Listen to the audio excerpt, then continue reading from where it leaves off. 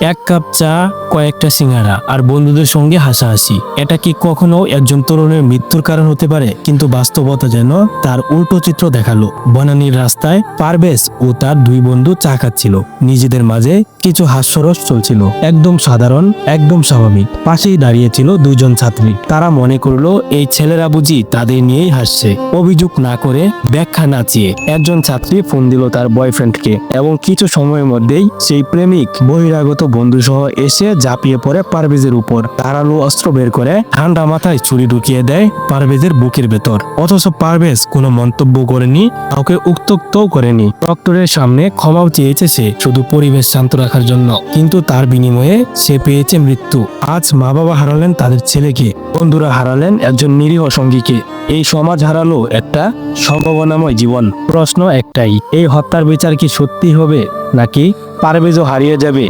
আরেকটি সংবাদ শিরোনামে।